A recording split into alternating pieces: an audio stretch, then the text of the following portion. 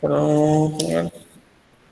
Iniciando a nossa aula de seminários, hoje a gente vai ter a presença ilustre da maior personalidade da engenharia de software dos últimos tempos, Samara Martins, que vai apresentar um pouquinho para a gente sobre banco de dados. Obrigado, Samara, a gente agradece demais a participação. Valeu, pode iniciar, caso deseje. Então tá, boa tarde a todo mundo. Queria agradecer o convite do professor Reutemann. Eu não sou a potência que ele está dizendo não, viu, minha gente? Ele está só tirando onda aí para me constranger com a turma, mas eu fico muito feliz com o convite. Na verdade, eu escolhi falar sobre a área de banco de dados por ser minha área de pesquisa ao longo da minha vida acadêmica. Então, acho que a maioria não me conhece, vou me apresentar primeiro, né? Só explicando, né? Esse tema, na verdade, ele é um tema voltado aí para um dos laboratórios de pesquisa que eu atualmente estou trabalhando, que é o SciLab, um laboratório de inteligência computacional. O foco do SciLab é especificamente análise de dados e construção de soluções para a gente conseguir, né, dimensionar aí como é que a gente pode vir a construir um sistema em tempo real dentro de uma perspectiva de utilizar-se de tecnologias que estão atuando aí e que estão mais quentes no mercado, talvez. Então, a gente tem aí um grupo de pesquisa que traz essa proposta de estudo na área de ciência de dados, na área de banco de dados, e aí esse grupo ele é formado por mim, pela professora Nathalie e a professora Amabel. Como essa foi uma das apresentações que eu fiz para o pessoal do SciLab, aí eu resolvi trazer para vocês, para que vocês tenham conhecimento aí sobre essas novas tecnologias que a gente tem usado para análise de dados. Não hoje nem tanto, né? Porque a gente vai falar sobre alguns termos que já estão quentes na literatura já faz um tempinho. Então, só me apresentando, né? Meu nome é Samara, para quem não me conhece. Eu sou formada em Ciência da Computação pela UFPB. Tenho mestrado na área específica de banco de dados. Meu mestrado foi pela Federal de Pernambuco e doutorado pela Federal do Ceará, também com ênfase na área de banco de dados. Desde a graduação, na verdade, eu já trabalhava em projetos de pesquisa nessa área, né? E aí é uma área que eu sempre, de fato, gostei. Atualmente estou na UFESA trabalhando mais para engenharia de software, mas aí continuo fazendo pesquisa na área que eu sempre pesquisei, né, ao longo da minha vida acadêmica. Fui professora do Instituto Federal da Paraíba, no campus de Campina Grande, professora substituta, né? E, atualmente, sou professora da UFESA, no campus de Pau dos Ferros. E aí, minha gente, queria falar um pouquinho com vocês sobre Big Data Analytics, que é um assunto super quente, né? Um assunto que a gente tem visto muita empresa aí demandando profissional para essa área, o pessoal que trabalha com ciência de dados especificamente, mas também os profissionais que trabalham dentro do contexto de construção de sistemas de tempo real. Ó, vocês estão ouvindo, né? Coisas do ensino remoto, viu? O carro da pamonha já está passando por aqui. Podem fazer perguntas se quiser atrapalhar, na hora que eu estiver falando sobre algum conteúdo que vocês queiram participar, falar sobre vivência. Guarda a pamonha. Guarda a pamonha. Minha gente, é só essa hora. Aí, às vezes, eu dou aula, pamonha, aí eu, ai, que saco, velho. Tá bom, coisas do ensino remoto, posso fazer nada. Teve um aluno minha que disse que era o carro do ovo. É R$3 a pamonha doce, pamonha salgada. Já sei a música do homem. Está passando o carro. Tá, voltemos. Aí a gente tem aí, minha gente, uma área que, na verdade, a gente precisa entender cada termo desse, né, para conseguir validar o nosso conhecimento. Então, a primeira perspectiva de falar sobre esse assunto que eu trouxe para vocês é justamente entender qual é o problema que existe, né, nessa área. O grande problema, e talvez um dos gargalos maiores na área de computação, é justamente a gente ter que lidar com manipulação de grandes volumes de dados e processamento desse quantitativo de informação que eu preciso gerar aí a partir de bases heterogêneas. Eu sei que vocês estão iniciando o curso e mais um pouquinho para frente vocês vão acabar aprendendo aí o que é uma base de dados, mas o que a gente pode entender é que, se a gente olhar para a rede de forma geral, a gente consegue discernir, né, que existem vários tipos de fontes de conhecimento que está gerando ali algum tipo de dado para a gente que pode ser válido, né, para construção de sistema de recomendação para uma empresa, construção de algum tipo de análise como o próprio Google consegue fazer em algumas ferramentas que ele se propõe a entregar. Mas o que a gente tem é como manipular e como processar grandes volumes de informação. Por que esse gargalo? Porque o que a gente tem, o que a gente tinha, né, agora o cenário realmente mudou e melhorou muito, era a gente precisar lidar com tipos de máquinas, né, que tinham suas limitações, dentro de um contexto, por exemplo, de armazenamento em disco, né? Então, eu poderia dizer que se eu fosse trabalhar com a máquina local, por exemplo, e eu tivesse um quantitativo de informações como streaming, o que seria um streaming? Seria um tipo de dado que está chegando a todo instante de tempo, um dado novo, né? Então, se eu falar, por exemplo, sobre o Google Maps e como ele trabalha, o Google Maps ele está pegando pontos de localizações de objetos móveis. Quando eu falo objetos móveis, vocês podem entender carros, ônibus, caminhões, enfim, qualquer tipo de objeto que se desloque em uma via. Como é que ele trabalha com aquilo? A partir do momento em que eu pego a localização do GPS desse objeto, né? E aí, com base nessa localização, que eu posso dizer que é justamente a informação de latitude e longitude daquele objeto em específico, eu consigo discernir o que está acontecendo ali numa via de uma cidade. E aí eu posso especificamente dizer, existiu, por exemplo, um evento, porque existe um segmento de rua, se a gente olhar para o Maps, acho que vocês já viram, né, funcionamento, pode aparecer, por exemplo, aquela via em verde, em amarelo ou em vermelho. O que aquilo significa? Significa que, por exemplo, se tiver em vermelho, eu tenho um tráfego mais lento ali naquela área, possivelmente até parado, dado que aconteceu algum tipo de evento, ou dado porque existe um fluxo maior de carros naquela hora do dia. Como é que ele sabe disso? A partir dos dados de GPS que estão chegando. Só que, minha gente, esse dado, ele é streaming por quê? Porque a cada minuto, a cada segundo, ou seja, a cada instante de tempo, esse dado está mudando, ele está se atualizando.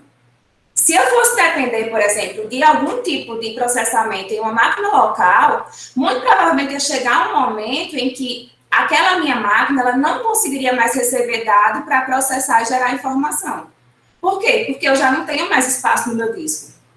E aí a gente começa a estudar, na verdade, é uma problemática que a gente começa a inferir sobre possíveis soluções aí em que a gente poderia vir a utilizar-se para conseguir barrar aí esses gaps que podem estar existindo para uma empresa ou um projeto. E aí entra justamente esse conhecimento de Big Data.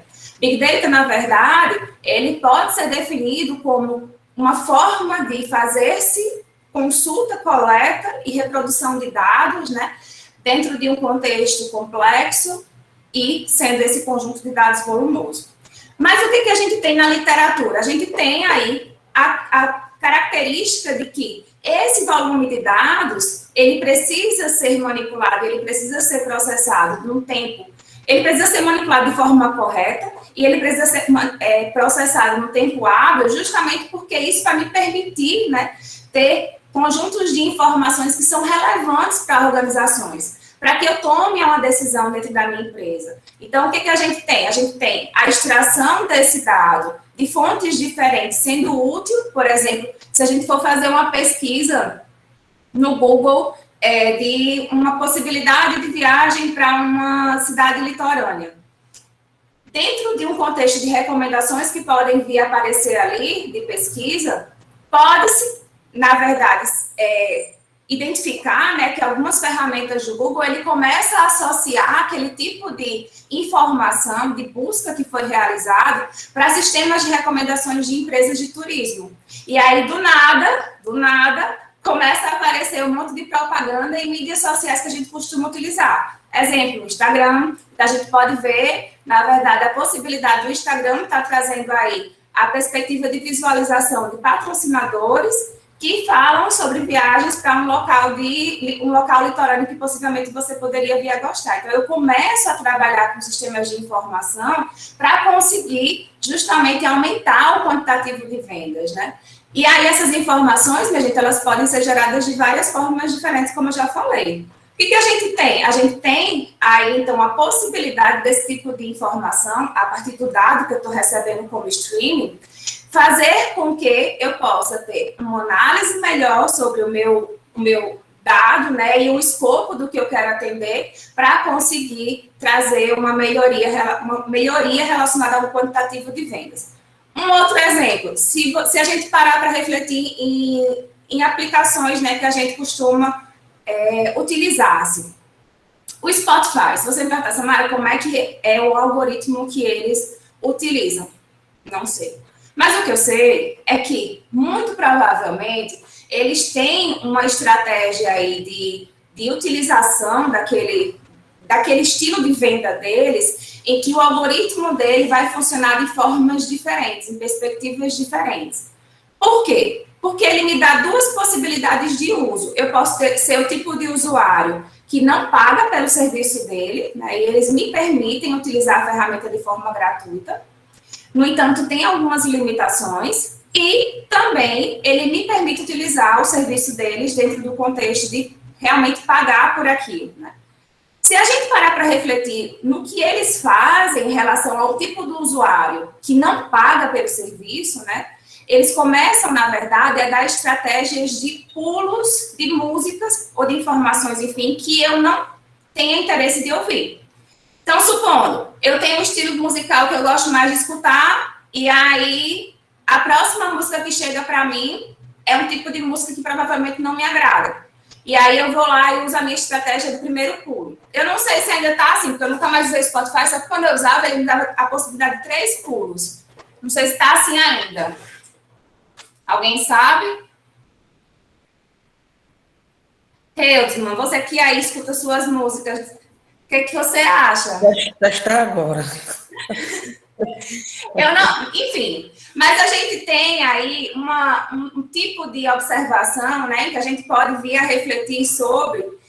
E quando eu aciono essa opção de fazer pulo, né, daquele conteúdo que não me agrada, o aplicativo deles, ou o algoritmo deles, começa a aprender sobre aquele tipo de instrução, no sentido de refletir sobre esse tipo de música em específico é um tipo de música que eu não deveria recomendar para esse tipo de usuário, caso ele fosse meu cliente que fechou o serviço. Mas, olha aí, Hildman, tudo é, né? Um conhecimento aí. Mas se a gente parar para refletir sobre o que a empresa quer naquele instante de tempo, eu quero que ele use a minha ferramenta, eu quero que ele conheça do meu serviço, mas o meu interesse final é que ele feche o meu contrato. Então, o que acontece? Ele me dá a próxima possibilidade, e aí a próxima possibilidade de música é uma música que eu gosto, então é uma música que vai ficar tocando, ou seja, ele começa a aprender também, ou seja, inteligência artificial gerando aí, né? Eu estou gerando conhecimento para o algoritmo deles. É um tipo de música que eu vou deixar tocar, então provavelmente aquele estilo musical ou aquele cantor em específico é um cantor que me agrada. E aí, no momento em que eu faço o meu terceiro pulo, e eu não tenho mais a possibilidade de pular mais, eu só tenho duas alternativas. Ou eu escuto o que ele quer, e aí espero o próximo dia chegar, né, para começar a ter essa possibilidade, ou eu fecho o serviço com eles. Veja, eles trazem, minha gente, a possibilidade de esses pulos acontecerem no mínimo de tempo possível. Por quê? Porque o interesse deles é que você já gaste todas essas possibilidades e venha fechar o serviço deles. Agora, se for ao contrário, ok, fechei o serviço. Qual que é o interesse do pessoal? O interesse deles é montar uma estratégia computacional em que ele aprenda sobre o que ele pode recomendar para você, para o que você gostaria de ouvir, e manter você ali como usuário, né? Então, para ele não é interessante recomendar um estilo musical que você não gosta, porque você vai ter aquele tipo de tarefa de ter que procurar, ou ter que pular aquele conteúdo justamente porque não lhe agrada. Então, o algoritmo dele começa a se comportar de uma forma diferente, por quê? Porque ele quer cada vez mais que você continue utilizando aquele serviço e pagando por aquilo. E aí ele começa a recomendar só músicas no estilo que você gostaria. Isso funciona, minha gente, para outros sistemas de recomendação, por exemplo. Mas aí, tipo, não nesse mesmo escopo. Netflix, né? Eles começam a buscar conhecimento, por exemplo, a partir do momento em que ele pede para você validar aquele filme ou aquele documentário que você está assistindo. E a partir da validação, ele pega aquilo como a primeira característica, uma das características, na verdade, para conseguir fazer recomendação sobre os próximos conteúdos que vão aparecer para você como usuário. Mas ele usa outra estratégia, como, por exemplo, faixa etária, gênero, se é masculino, se é feminino, região que mora, né, localização daquele tipo de usuário. Então, tudo isso é tipo de característica relevante, né, para que um sistema de recomendação venha tomar decisões em que eu possa vir aumentar meu quantitativo de negócio. Então, a gente pode obter informação dentro de qualquer perspectiva. Eu falei aí sobre 2 ferramentas em específico, mas isso pode se estender para outras áreas. Por exemplo, tem uma empresa aqui em João Pessoa que trabalha com a venda de planos de saúde. E eles tinham na base de dados um grande volume de possibilidades de cliente para ofertar a venda. No entanto, o quantitativo de vendas que eles alcançavam no final de um mês não condizia com o que a empresa esperava de meta para ser batida, de venda dos fornecedores dele, né, do pessoal que estava ali responsável por aquilo. Qual que era o grande problema? Eu tinha uma base de dados muito volumosa, eu tinha um quantitativo de informação de possibilidades de cliente também muito volumoso, e eu não sabia direito, né, eu como vendedor, não sabia direito qual seria o melhor cliente que possivelmente fecharia uma compra comigo de plano de saúde. E aí foi feito um estudo algorítmico para conseguir trazer uma solução para essa empresa de dizer, olha, eu vou começar a identificar o perfil do usuário que fecha o serviço de vocês, e aí com base nesse tipo de perfil, eu vou conseguir estender esse perfil para fazer uma busca na sua base e entender quais os clientes que ainda não fecharam, eles têm as mesmas ou similares características desses que já fecharam. E aí, quando eles fizeram uma proposta como essa, né, de execução, eles começaram a pegar os clientes certos, né, para conseguir, de fato, abordar com mais acurácia, para conseguir aí ter um retorno melhor. E, de fato, o quantitativo de vendas dessa empresa aumentou. Então, a gente tem aí, né, gente, a possibilidade de obter informação, né, dentro de características diferentes, de projetos diferentes, mas principalmente para que a gente tome uma decisão organizacional em que me faça ter aí a possibilidade de evitar prejuízo, né, e aumentar, quem sabe, minhas vendas aí dentro desse contexto geral.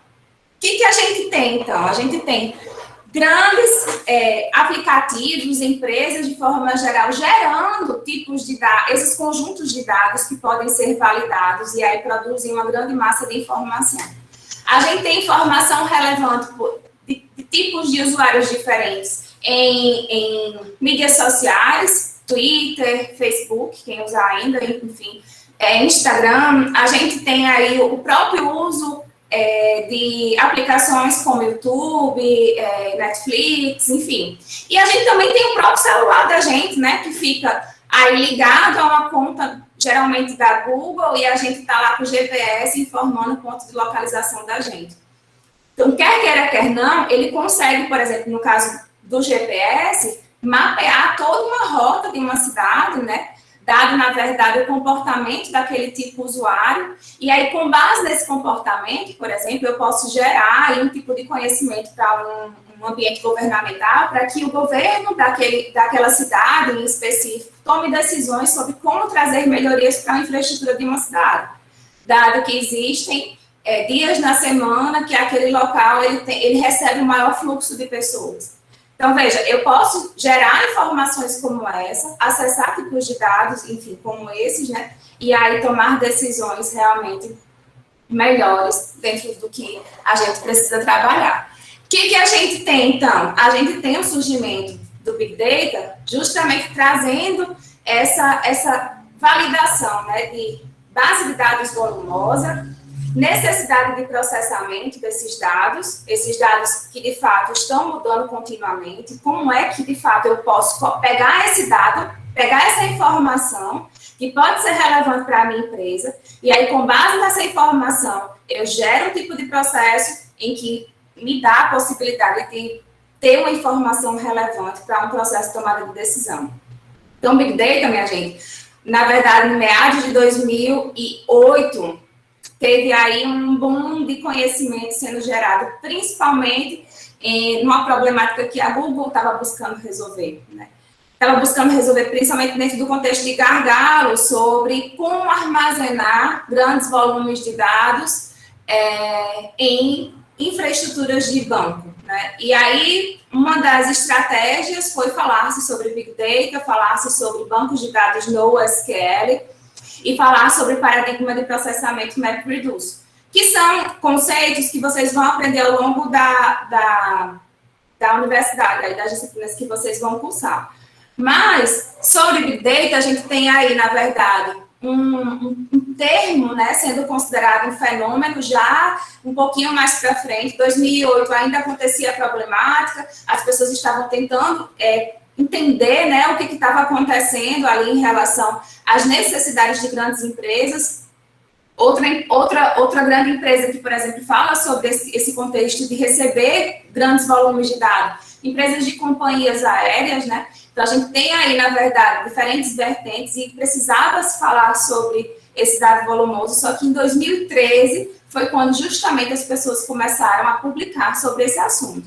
Então, a gente tem aí várias revistas, né, que publicaram sobre essa área, e aí a gente começa a fazer uma análise sobre o que tem acontecido, né, em relação à produção de dados. Por que as empresas estão tão preocupadas para falar sobre isso? Olha, se eu tenho uma organização que constrói sistemas em tempo real, que lida com tipos de informações que, no final das contas, eu vou recomendar algo para o meu usuário dentro do contexto de obter conhecimento sobre ele, eu preciso coletar essa informação de, possivelmente, bases que ele venha a utilizar. Então, por exemplo, o que ele posta no Twitter vai ser importante para mim, o que ele posta no Facebook vai ser importante para mim. Só que aí, minha gente, a gente começa a parar para refletir como é que eu vou conseguir validar isso, dado a produção de dados por minuto que cada ferramenta dessa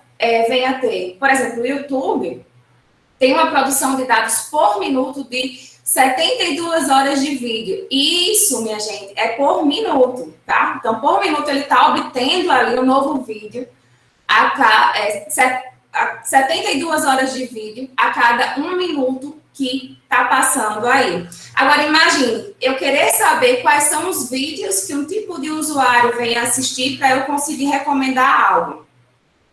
Aí eu vou falar para vocês um dos trabalhos que a gente conseguiu realizar lá na Federal do Ceará, né, que foi já do doutorado. A gente tinha um grupo de pesquisa na área de banco de dados, e aí uma das estratégias foi construir um sistema em tempo real que ia obtendo conhecimento a partir do Flickr, a partir do Instagram e a partir do Twitter. Qual que era a perspectiva? Entender o que aquele tipo de usuário ele falava, né, nessas mídias sociais, e aí, com base nessa compreensão, nessa caracterização daquele tipo de usuário, a gente conseguir recomendar viagens para ele. Só que a gente não queria fazer um sistema comum, né? A gente queria fazer um tipo de sistema, na verdade, que começasse o planejamento, desde o planejamento de lugares que ele, de fato, visitaria, até o hotel, que seria mais estratégico, realmente, ele conseguir fechar.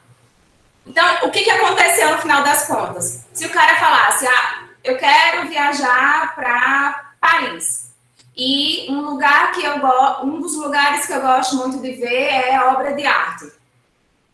Qual que seria a recomendação? E aí, como é que eu sei disso, né? Como é que meu sistema computacional sabe disso? Ele sabe disso a partir do conhecimento que você gerou lá em aplicações que você usa de mídias sociais. Então, se você fala muito sobre arte, se você cita muito sobre autores de obras, enfim, a gente começa a obter esse conhecimento da possibilidade de você gostar de algo do tipo. Então, assim, ok, se o cara gosta de obras de arte, vamos dar a possibilidade para ele dele estar, na verdade, conhecendo o maior local, talvez, né, que a gente possa falar sobre obras de arte, que é o Louvre. Então, o que o sistema fazia? Ele recomendava um hotel o mais próximo possível do Louvre e dizia, olha, aí o cara dizia, eu quero ficar 4 dias na cidade. Aí, o que o sistema fazia? O sistema de tempo real. Ele, com base no conhecimento desse tipo usuário, ele recomendava o hotel mais próximo do Louvre e dizia, olha, por você gostar muito de obras, no primeiro dia, se você ficar nesse hotel, você caminhando 100 metros, você está no Louvre. E aí, no primeiro dia, já que você já visita o Louvre, você pode sair do Louvre, andar pelas Champs-Élysées e chegar ao Arco do Triunfo. Toma seu cafezinho lá pela Champs-Élysées no final de tarde e volta para o seu hotel. Então, veja, além de trazer a possibilidade do hotel que o cara vai ficar, o sistema começou a montar todo o cenário, todo o roteiro da viagem daquele tipo de usuário. Aí foi um projeto que passou, né, como artigo de pesquisa, um artigo de conferência e tal, e tinha um cara do Booking que estava nessa conferência. E aí, minha gente, eles compraram esse sistema por 2 milhões o investimento. E aí esse dinheiro foi para a universidade, né, foi para o projeto da gente e também uma parte para o meu orientador e uma parte para o aluno que estava à frente desse trabalho, que não era eu, né? Porque senão eu estaria rica. Hein, Hilda? Vamos fazer projetos assim, Hilda, para a gente conseguir. Era o nosso projeto, mulher. Não é isso? Vamos embora, botar isso aí em prática, porque tá bom. 2 milhões, Hilda, mas eu fiquei... E eles compraram mesmo a ideia do algorítmica, né? A ideia da venda deles foi bacana. Aí, tá vendo aí? 2 milhões, então para mim, um para tu. Quem sabe esses meninos vão dar 2 milhões pra gente também. Olha aí, minha gente, hashtag fica dica, né? Olha aí. Então, continuando, mas assim, o que de fato é Big Data para a literatura, né? O que acontece, minha gente? A gente começa, na verdade, a entrar no cenário nebuloso para muitos autores, né? Mas na literatura, o que foi batido o martelo é que Big Data, na verdade, pode ser enxergada como uma maneira de explorar grandes volumes de dados. E o que a gente tem, no final das contas? A definição podendo ser com base em 3 Vs. Hoje em dia, eu já vi artigos que falam que Big Data, a definição de Big Data é com 16 Vs. Tem V para tudo. Mas, assim, comumente aceito, a gente tem aí volume, variedade ou variabilidade do dado e velocidade dessa informação. Então, o que a gente tem também, né? Tem essa perspectiva de olhar para cada característica dessa e identificar o que tem acontecido em relação a cada uma delas. Além disso, o que a gente começa a entender? Não basta só ter volume de dado, variedade de informação e velocidade desse dado chegando de forma contínua para eu alimentar meu sistema em tempo real. Meu dado, ele precisa ter veracidade, meu dado precisa ser verdadeiro, né? Ele precisa ser autêntico, ter consistência, fazer sentido. E o meu dado também, ele precisa ter valor. Esse dado está me gerando algum tipo de retorno para fazer essa análise? Esse dado está me gerando algum tipo de retorno para validar risco em projeto? Esse dado está me validando algum tipo de resultado em que me faça tomar uma decisão como eu posso validar a ocorrência de uma fraude que existe dentro de uma empresa? Então, além disso tudo, eu preciso dizer que meu dado é verdadeiro, meu dado tem valor. E aí, dos 16, né, os mais comumente aceitos aí são esses 5 para serem falados. Em relação ao volume, a gente tem aí, minha gente, até 2025, né, uma escala aí de 180 zettabytes sendo gerados, né, no mundo. Então, a gente já está bem pertinho aí de chegar. A gente tem aí essa perspectiva, essa estimativa de até 2020 ter sido 35 zettabytes, mas isso tende a dar um pulo muito grande nos próximos anos, principalmente porque a gente agora está nesse contexto remoto, né, e aí talvez muitas empresas também migrem seu tipo de serviço para esse contexto também. E a geração de informação tende a aumentar. O que a gente tem em relação à variedade do dado, ou variabilidade? A gente pode ter tipos de dados diferentes. É por isso que é tão complexo falar sobre Big Data, e é por isso que eu preciso de uma nova infraestrutura computacional para armazenamento dos dados. E aí entra o assunto de NoSQL. Né? Por quê? Porque o meu dado ele pode ser estruturado, ele pode ser semi-estruturado, ele pode ser não estruturado. O que significa isso? O meu dado estruturado, minha gente, quando vocês forem aprender banco de dados, vocês vão entender que, na verdade, para eu falar sobre dado lá, eu falo sobre a construção de tabelas que se relacionam de alguma forma e eu posso gerar algum tipo de conhecimento. Então, eu tenho ali, na verdade, um tipo de dado controlado, né? Eu sei quais são as tabelas que tem cada tipo de informação, como o CPF de um cliente, o nome, o endereço, o telefone dele. Eu sei o tipo de cada dado desse, se é um string, se é um valor inteiro, se é um tipo date, se for a data que a venda foi realizada, né? Ou um float, se for o valor de um produto que foi comprado.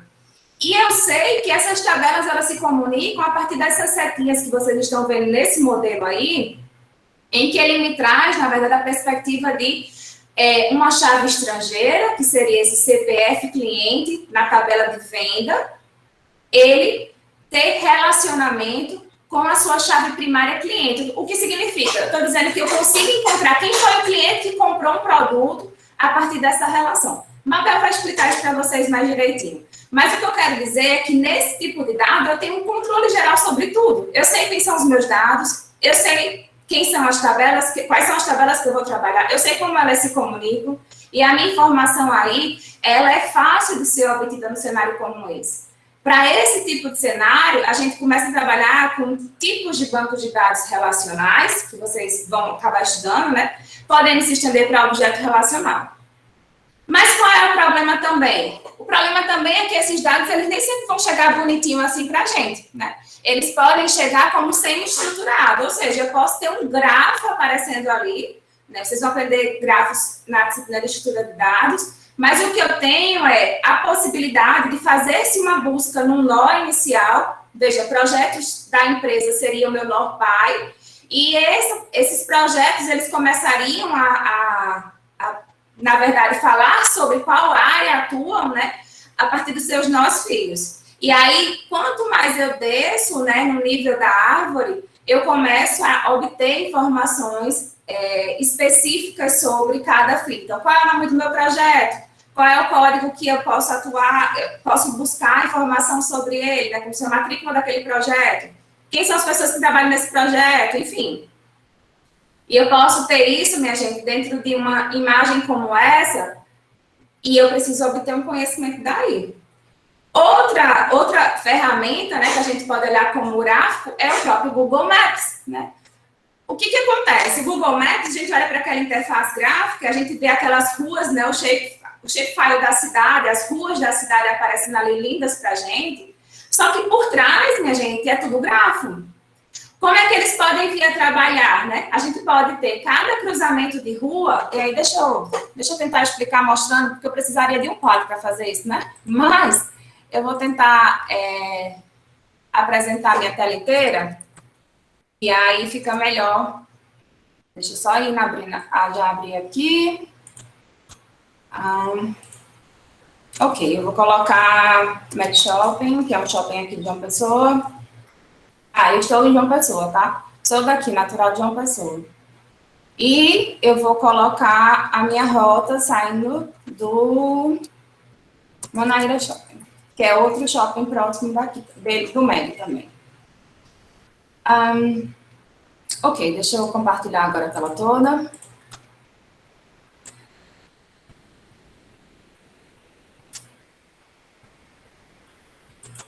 Como é que isso funcionaria? Vocês já estão vendo aí, né?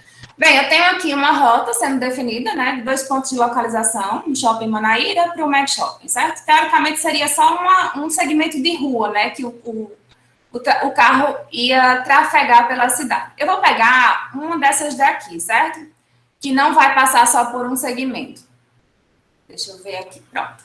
Não sei se está dando para enxergar direito, mas aqui, por exemplo, eu tenho como se fosse um quarteirão, né? A limitação de um quarteirão. Está dando para ver, Hilton?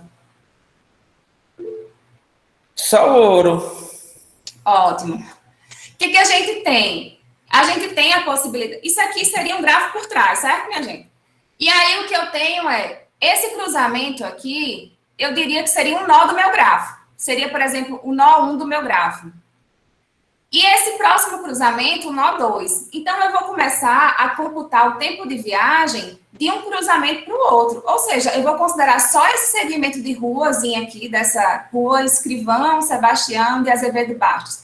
Só essa partezinha dessa rua para determinar ou investigar o tempo de viagem dos objetos móveis que passam por aí. O que eu estou tentando dizer para vocês? Eu quero saber como é que o Google ele estima esse valor de 9 minutos. Dá 9 minutos para você percorrer essa via. Mas como é que ele sabe disso aqui? Ele sabe, minha gente, porque ele faz, na verdade, aquela estratégia de construção por partes, né? Que é muito do que a gente entende lá do MapReduce funcionando. Né? Eu vou dividir para conquistar. É o que a gente pode fazer para a vida, tá? A gente pega o nosso problema grandão, a gente divide em problemas menores e vai resolvendo devagarinho. Daqui a pouco tá tudo certo. Mas o que a gente tem aqui é a possibilidade de olhar para um cruzamento como esse e a gente determinar aqui, ó. Aqui é o nó do meu grafo. Então, a partir daqui, eu já digo que esse carro ele vai percorrer esse segmento de rua em específico. Quando ele chega nesse próximo nó, ele já vai começar a percorrer outro segmento de rua. Até então, tudo certo? Beleza. E aí, o que ele faz? Ele sabe, minha gente, o ponto de localização, ou seja, a latitude e longitude dos carros que entraram nessa via, né? Ele tem a possibilidade de pegar também a velocidade desses carros e ele também tem a possibilidade de pegar a distância desse ponto de cruzamento para esse outro ponto. Então, com base na distância, com base no ponto de localização dos objetos e na velocidade do carro, eu consigo computar aí, por exemplo, uma função que me entregue o tempo de distância, o tempo de tráfego desse ponto em específico de cruzamento para esse outro em específico. E aí eu rodo a minha função com base no tempo, na hora do dia. O que vai acontecer? Eu posso ter, por exemplo, às 8 horas da manhã, esse tráfego aqui sendo menos fluido, porque eu tenho maior volume de carros passando nessa via, então o tráfego aqui seria mais lento, né? Eu posso ter, por exemplo, esse tipo de informação gerando uma função com base no tempo, às 10h30 da manhã, esse horário não teria um fluxo tão alto, então eu teria, por exemplo, às 8 horas da manhã, sair desse ponto para esse, eu levaria cerca de 1 minuto, e se às 10h30 da manhã o carro fizesse esse mesmo percurso, ele faria, sei lá, em 20 segundos. Quando eu começo a validar isso para vários objetos móveis diferentes que passaram por aqui, eu começo a construir meu padrão para essa via. E aí o que acontece? O que é interessante para eles é mostrar o que é o esperado. Né? Porque se eu consigo mostrar o que é esperado, eu consigo construir soluções como essa. Em que eu determino, por exemplo, deixa eu pegar aqui com o carro, né? Eu determino, por exemplo, se eu usar essa via aqui, essa que está em vermelho, muito provavelmente o que está acontecendo aqui é o seguinte, essa hora do dia não era ainda uma hora de pico e não existe um padrão sendo seguido. Então, por alguma motivação, tem um evento aqui nessa via que me faz definir que esse fluxo em vermelho me diz que existe um congestionamento e, muito possivelmente, essa não seria a melhor rota para meu usuário. Né? É por isso que ele recomenda outras possibilidades de ruas. Né? Mas, no final das contas, minha gente, o que a gente tem é tudo número aqui por trás. A gente tem ponto de localização, ponto XY no espaço dimensional, e eu tenho uma função matemática que atua no tempo que o cara vai percorrer a via. Aí eu começo a conseguir estimar, por exemplo, se o cara daqui para cá fez em 20 segundos, aí dessa via para essa outra, 1 minuto, ele vai pegando cada tempo desse que ele percorre em cada via dessa e ele vai somando. E aí, depois que ele chega no destino final, né, que é o ponto de interesse dele, que seria o outro shopping, né? Quando ele chega justamente no destino final, ele consegue estimar o tempo que o cara vai percorrer. Ficou claro? Alguém queria fazer alguma pergunta sobre isso? Perguntas, pessoal, perguntas. Quem tem? Vocês são tão perguntadores. Estou tentando não me alongar tanto, tá? Mas pelo menos mostrar um pouquinho aí sobre o que pode estar acontecendo. Você está falando clara demais, mulher. Muito obrigada. Não Então, sei. olha, se alguém quiser aí perguntar, né? Fiquem à vontade. Ninguém perguntou nada, Redman, naquela ferramenta? Deixa eu ver aqui, viu? Zero cabimento vocês estão me dando hoje. Espera aí, eu tô com o microfone ligado. Tá. Pronto, eles fizeram aqui que meu computador não quer. Bem, né? Eu fiquei já, nossa. Não sei nem se ela vou perguntar. Vamos aí, vou deixar a Redman responder, tá bom? Aí eles perguntaram, por exemplo, naquela parte eu estava falando de recomendação. Aí o Spotify, por exemplo, gerando coisas muito próximas do perfil dele. Mas pode ser que ele fique recomendando, né, coisas muito próximas ali e fique vindo coisas repetidas, por exemplo. E pode levar um tempo a se ficar, enfim, aborrecido com as mesmas coisas sempre vindo. Existe algum esquema de diversificação, onde em alguns momentos eu vi alguns artigos que falavam justamente dessa problemática. Por quê?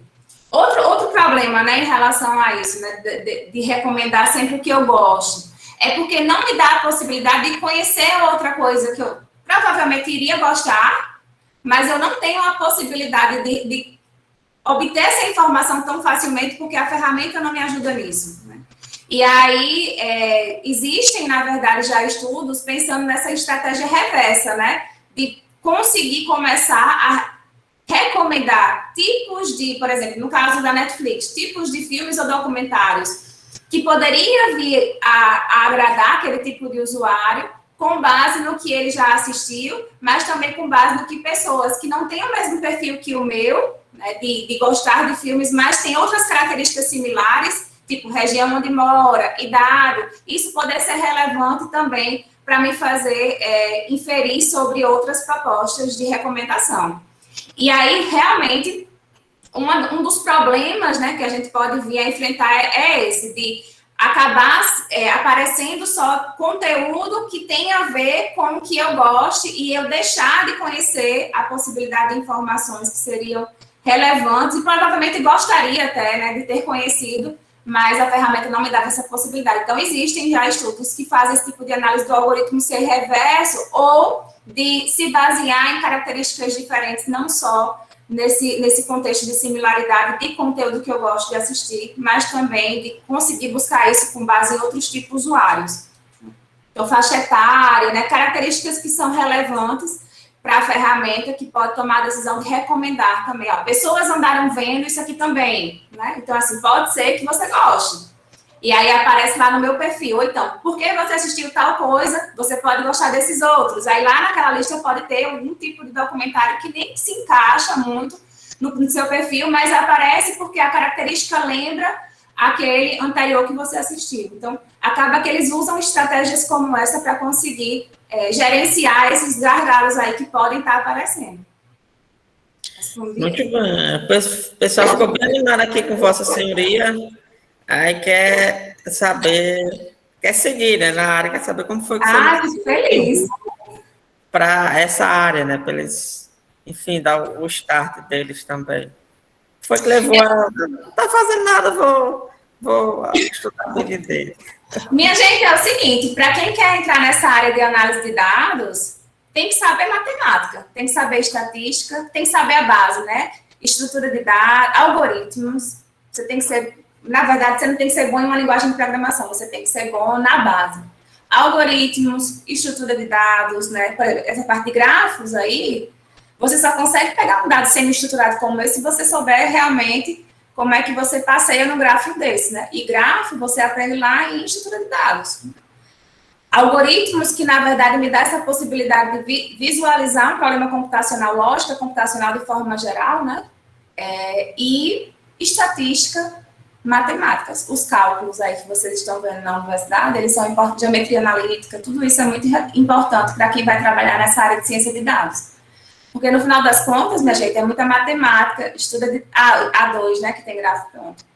Matemática que pesa muito aí, né, no processo de análise de dados. Mas, assim, linguagem de programação, né, a gente vê aí Python sendo muito forte para essa área, né, de conhecimento. Então, assim, a maioria do pessoal que trabalha com ciência de dados acaba desenvolvendo muita coisa em Python. Então, Python é uma linguagem que talvez seja a linguagem quente aí para quem está trabalhando nessa área. Mas não adianta vocês conseguir saber sobre a linguagem se você não tem uma base boa, né? Então, a ideia é, quem quer trabalhar nessa área tem que focar em ser bom na parte inicial do curso mesmo, para depois conseguir seguir essa área. Banco de dados é relevante porque você tem alguns conceitos que são interessantes aí para a área.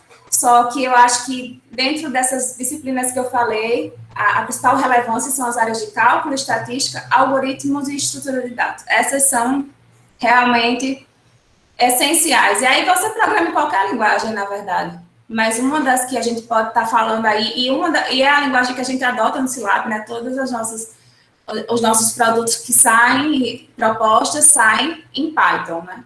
E aí fica a dica de estudo, talvez, também dessa linguagem aí, para quem quer aprender um pouco mais da área, seguir um pouco mais da área. Diga aí, Ariosvaldo Sebelou, vamos lá. Arrasou, vai. Manda aí, se eu não souber, o Helder não responde. Boa tarde, professora. Boa tarde. Eu sou muito curioso no universo da locomoção independente, porque eu sou pessoa com DFD, deficiência visual, e eu fico me imaginando como seria um veículo me transportando sem motorista. E fiquei assim muito atento, muito curioso com as suas exposições de implementos de autonomia. E gostaria que, se fosse possível, você me fizesse explanação de algum tipo de ideia da contextualização desse fato, que eu já sei que no Google já tem essa perspectiva viável. Aí, assim, eu pergunto porque eu sou leigo nesse universo. Na verdade, assim, uma área como essa, né, de um projeto como esse, ela envolve várias outras, né? A gente tem área de robótica, área de automação.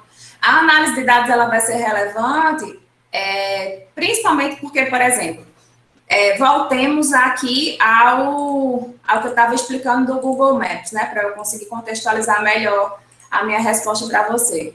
A gente pode ter uma possibilidade de pegar, por exemplo, deixa eu pegar aqui uma via, mas vocês já estão vendo minha tela aqui, né? Eu tenho a possibilidade de ter, por exemplo, como eu falei para vocês, o que me faz, na verdade, tomar decisões sobre o fluxo das vias, né, e o cálculo matemático que eu vou fazer sobre o tempo de deslocamento dos carros que passam por cada uma delas, uma das informações relevantes é justamente o dado de GPS, né, que é o ponto de localização. Mas o que acontece? O que acontece é que todo GPS ele tem um erro, tem um ruído, né? Todo GPS ele erra. Tem alguns que têm uma acurácia melhor, outros pior, mas a ideia é que, de fato, a precisão deles não é 100%. O grande problema é quando eu pego cenários como esse que está aparecendo aqui para vocês, em que eu tenho a possibilidade, minha gente, de ter um cruzamento, e aí eu ter, por exemplo, nesse cruzamento, um ponto de localização caindo aqui na calçada. Qual é a ideia? A ideia aqui é, eu tenho que fazer o ajuste desse dado, né? Esse dado ele tem que estar na via que o cara está trafegando. Beleza, eu vou colocar esse dado na via, mas eu quero entender em qual delas ele estava. Esse dado que caiu aqui na calçada, ele está nessa via da Rua Antônio Batista Araújo, ele está nessa via aqui, Governador Admiro de Figueiredo, ou ele veio dessa outra via aqui? Ou ele pode ter vindo daqui, né? Dependendo do GPS, ele errou muito, caiu aqui em cima dessa calçada. Então, assim, a gente tem, por exemplo, uma análise de informação como essa, em que eu posso utilizar de um algoritmo, exemplo, de algoritmo Map Matching. Esse algoritmo Map Matching, ele faz justamente esse ajuste. Ele valida de onde o carro veio, né, e para onde ele está indo, ou seja, seu destino de origem, um ponto de origem para o ponto final, e ele começa a estimar qual poderia ser o ponto de localização que caiu aqui na calçada, de qual rua a gente está falando, né? Justamente com base no que a gente olha para trás, de onde esse dado trafegou. O que é isso é interessante num sistema de automação como esse? Eu vou entrar dentro de um contexto de robótica, mas eu preciso compreender como é que se comporta o cenário das minhas ruas, então eu tenho que entender o dimensionamento de cada uma delas, eu tenho que entender se o ponto de localização que ele está me informando daquele objeto, por exemplo, que não tem motorista, mas ele vai trafegar nessa rua, ele está me informando o tipo de localização, o ponto da localização correta, para que eu consiga estimar por onde ele vai trafegar, né? Ou seja, existem, na verdade, diferentes tipos de áreas atuando em um projeto como esse, e não só a área de ciência de dados. A ciência de dados é mais uma área que vem a contribuir para um tipo de projeto como esse vir a funcionar. Tanto é que ainda está em análise, ainda está em experimento, né? A gente não vê ainda um tipo de carro como esse, por exemplo, no nosso país sendo vendido, né? Existe a possibilidade de a gente ter países de primeiro mundo, em que a gente tem a tecnologia lá mais avançada, a gente tem a viabilidade de fazer-se isso em ruas específicas de cidades, mas a gente precisa de uma infraestrutura muito melhor, por exemplo, a nível de Brasil, para conseguir gerar um tipo de serviço como esse e venda de carros como essa para a cidade da gente. Inclusive, até os próprios softwares que são feitos aqui, né, eles precisam começar a trabalhar nessa estratégia de validação de local, né, de dimensionamento de rua, saber, na verdade, quais são as ruas que são mão única, mão dupla, né, para assim gerar conhecimento. Então, e além disso, o robô, né, por exemplo, eu vou construir um robô como esse, que vai funcionar por meio de sensores, né, por exemplo. Então, esse sensor, ele vai ser ativado de que forma, né, o que de fato vai determinar o seu funcionamento. Então, existe, na verdade, muita vertente nessa área que você me perguntou, que não só envolve ciência de dados. A análise de dados é uma das coisas que deveriam ser feitas, né. Então, assim, eu não tenho como te explicar com profundidade um projeto como esse, porque eu precisaria de profissionais de várias áreas diferentes para falar sobre. Mas falar sobre ciência de dados, se me couber, né, falar sobre isso, é justamente conseguir inferir sobre tipos de informações de corretude de dados, de validação de distâncias, da função matemática ser computada de forma correta, para assim eu tomar uma decisão de quais vias ele trafega na cidade. Agora, se aquela via tem condição de receber um objeto móvel como esse, dentro dessa característica, aí já são outros 500. Respondi? Me sinto contemplado. Muito obrigado, professor. Obrigada a você. Bem, vai, diz aí, Reudman. Para continuar, senão a gente não vai. Não vai. É o povo aqui que gosta de perguntar. Tá, para mim, não, eu estou feliz. Quer dizer que estão interessados no assunto, não é não? A gente tem aí também o tipo de dado, minha gente, não estruturado. Voltando só um dado semi-estruturado, não só gráfico, né? Que a gente poderia pensar, um dado semi-estruturado seria um dado que eu vou pegar de uma planilha do Excel, por exemplo. Eu tenho uma planilha lá que tem em cada coluna informações, por exemplo, uma planilha que tem notas de alunos, tem o nome do aluno, nota 1, nota 2, média. Eu sei que ali na cada coluna vai ter a informação sobre o nome de uma pessoa, na próxima. Então, eu tenho ali, na verdade, um dado que não segue uma estrutura de banco, mas ele é semi-estruturado porque ele me traz uma lógica de busca. Entende? Mas eu posso ter um não estruturado. Por exemplo, eu posso ter aí um HTML, eu posso ter um JSON, com informações que são relevantes para a tomada de decisão em sistema em tempo real, e eu preciso obter esse dado para gerar conhecimento. E o que a área de Big Data fala? Olha, não importa a variabilidade do meu dado, se ele é estruturado, não estruturado, semi-estruturado, eu preciso gerar conhecimento com o dado que eu tenho. E aí, o grande gargalo para banco de dados, a galera de banco de dados ficou assim, ó, o cabelo em pé, falou assim, gente, a gente conhece o banco relacional, objeto relacional, mas e agora? Nenhum desses consegue armazenar uma infraestrutura como essa. Aí surgem os NoSQL, que significa não apenas SQL, não somente SQL, ele me dá a possibilidade de pode chegar, minha gente, qualquer coisa lá, ele está armazenando. E outra, não tem essa perspectiva de tabela se comunicando como um relacional, não. Vocês vão entender isso mais para frente, mas o que eu quero dizer é que tudo lá funciona como um grande arquivo. E eu busco conhecimento ali a partir dos documentos que são criados. Documento seria cada registro de arquivo que está chegando para mim. Eu falo mais sobre isso em uma disciplina que a gente tem optativa para o curso de software e também compartilhada com o pessoal da computação, que é uma disciplina de tópicos, né? E aí eu falo um pouquinho mais sobre esses bancos e aí quem tiver interesse mais para frente em cursar essa disciplina, estão convidados aí para aprender sobre esses bancos de dados, certo? Que aí já é um outro conteúdo. E a velocidade de informação, que é justamente o processamento de streaming.